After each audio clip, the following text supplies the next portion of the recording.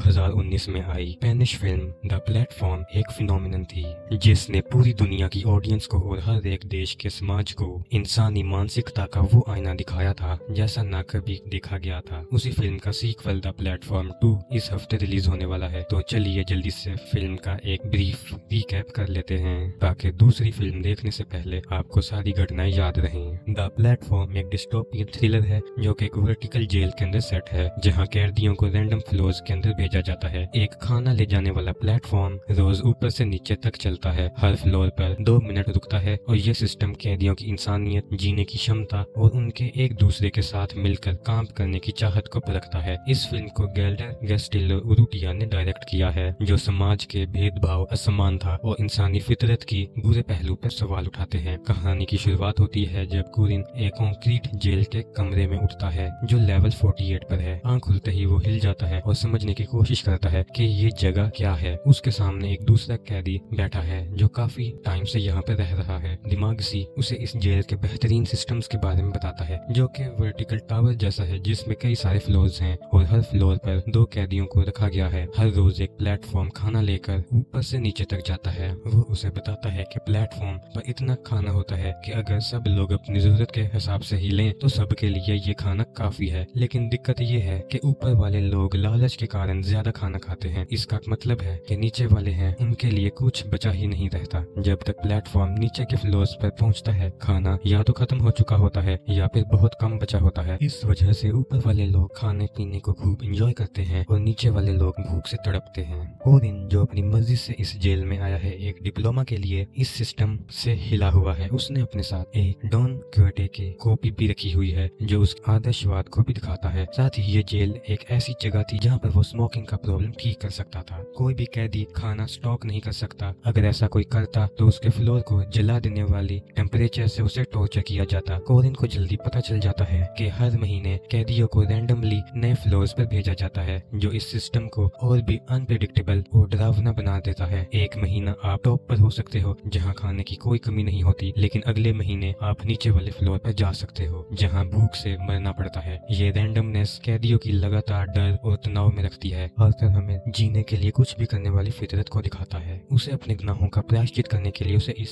Jail में डाला गया था। उसका चूजन आइटम एक शार्पनिंग चाकू है जो ये बताता है कि वो जीने के लिए कुछ भी करने के लिए तैयार है। वो कोरिन की आइडियलिज्म का मजाक उड़ाता है, खास करके उसके विचार पर कि अगर सब अपनी जरूरत का खाना लें तो सब के लिए काफी हो सकता है। दिमागसी को लगता है कि जब इंसान को मुसीबत में डाला जाता है तो उसका असली रूप निकलकर सामने आता है और वो अपने स्वार्थ के लिए कुछ भी कर सकता है। जैसे जैसे दिन बढ़ते हैं कोरिन को पिट की कठोर सच्चाई दिखाई देने लगती है। उनके फ्लोर यानी लेवल 48 पर कुछ खाना तो मिल जाता है लेकिन प्लेटफॉर्म नीचे जाती है यानी खाना और कम होता जाता है। कोरिन ऊपर वाले फ्लोर्स के लोगों के गंदे तरीके से खाना खाने और नीचे वाले लोगों के बेचारे हालत को देखकर घबरा जाता है। वो देख रहा है कि सब लोग अपने आप को बचाने के लिए कैसा बर्ताव कर रहे हैं लेकिन वो खुद इस सिस्टम के खिलाफ कुछ नहीं कर पा रहा। तेवागसी यहाँ ये बताता है कि जब उसका पुराना फ्लोर लेवल 132 था तब उसने और उसके पुराने सेलमेट ने मिलकर एक इंसान का मांस खाया था। एक दिन एक औरत जिसका नाम मिहारू है प्लेटफॉर्म पर नीचे जाते हुए दिखाई देती है। तेवागसी उसे समझाता है कि मिहारू रेगुलर नीचे जाती है अपने बच्चे की तलाश में। एक महीने के बाद तेवागसी को लेवल 171 पर भेजा जाता है जो इतना नीचे है कि उन्हें बिल्कुल भी खाना नहीं मिलता। यहाँ उनके बीच का रिश्ता और भी डरावना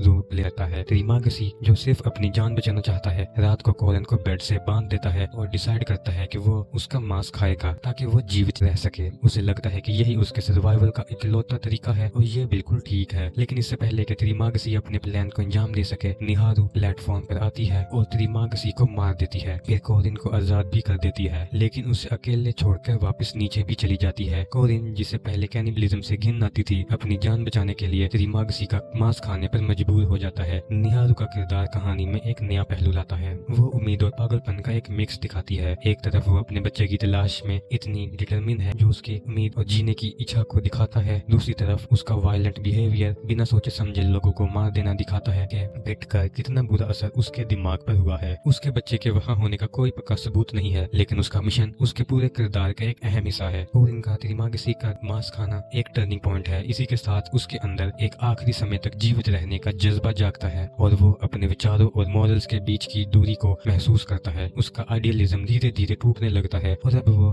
के सिस्टम को अपनाने लगता है। अगले महीने कोरिन को एक नए फ्लोर पर भेजा जाता है, यानी लेवल 33 पर, जहाँ पर उसकी नई सेलमेट इरुगवी से मुलाकात होती है। इरुगवी बाकी कैदियों से अलग पहले इस पिट की ही एडमिनिस्ट्रेशन में काम करती थी। उसने अपनी मर्जी से पिट में आने का फैसला किया था अपने कैंसर के बारे में पता चलने के बाद, क्योंकि उसे लगा था कि अंदर जाकर ही सिस्टम को बदला जा सकता है। उसके साथ लाया आइटम था उसका डॉगी, जो उसके अंदर की इंसानियत और दोस्ती को दिखाता है। इवोगरी को जब ये दिखाई देता है कि पिट वैसे नहीं चल रहा जैसे उसे चलना चाहिए था, तो वो चौंक जाती है। उसने सोचा था कि प्लेटफॉर्म लोगों को एक दूसरे के साथ मिलकर जीना सिखाएगा, लेकिन असल में लोगों ने ज्यादा खाना खाना और सेल्फिश होना शुरू कर दिया है। कोरिन और इवोगोरे ऊपर नीचे के लोगों को समझाने की कोशिश करते हैं कि अगर सब लोग अपनी जरूरत के हिसाब से खाना लें तो सबको जीने का मौका मिल सकता है, लेकिन उसकी बातें कोई नहीं सुनता और सब अपने अपने सेल्फिश तरीके से बिहेव करते हैं। ऊपर के लोग ज्यादा खाते हैं और नीचे वाले भूख से तड़पते रहते हैं। कोरिन ये देखकर समझ जाता है कि इन्हें सिर्फ समझाना काफी नहीं होगा, इसलिए वो नीचे वाले कैदियों को धमकी देना शुरू करता है, उन्हें जबरदस्ती रैशनिंग करने पर मजबूर करता है। एक दिन जब निहारू उसके सामने आता है, तब वो दोनों मिलकर उसे वापस हेल्दी बनाने में मदद करते हैं। योगिरे को धीरे धीरे समझ जाता है कि उसका सिस्टम बदलने का सपना कभी पूरा नहीं हो सकता। वो ये राज खोलती है कि पिट में टोटल 200 लेवल्स हैं। कोरिन को दोबारा शफल किया जाता है और इस बार उसकी आंख लेवल 202 पर खुलती है। अब उसे पता लगता है कि इवोगिरे ने अपने आप को फांसी लगा ली है। कोरिन उसका मांस खाता है, लेकिन इस दौरान अपने पुराने सेलमेट्स के हेलुसिनेशन से परेशान रहता है। नेक्स्ट महीने गोरिन अपने आप को लेवल 6 पर पाता है। गोरिन का नया साथी बहारन एक ऐसा आदमी है जिसमें शक्ति और विश्वास है। पहले वो पिट से एक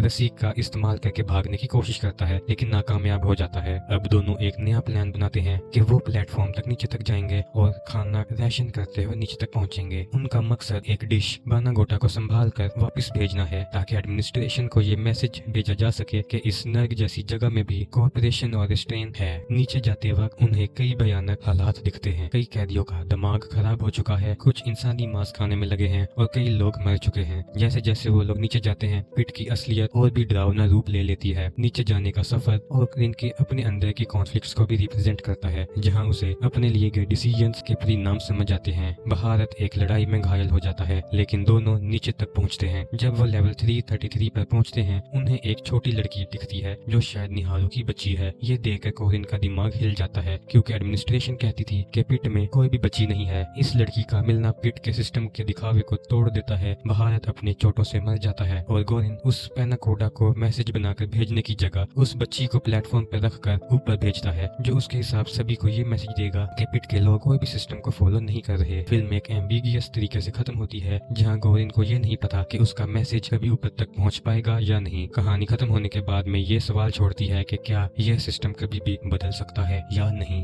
तो दोस्तों, आपको द प्लेटफॉर्म मूवी कैसी लगी हमें कमेंट्स में जरूर बताइएगा। अगर वीडियो अच्छी लगी हो तो लाइक करें और चैनल को सब्सक्राइब करें।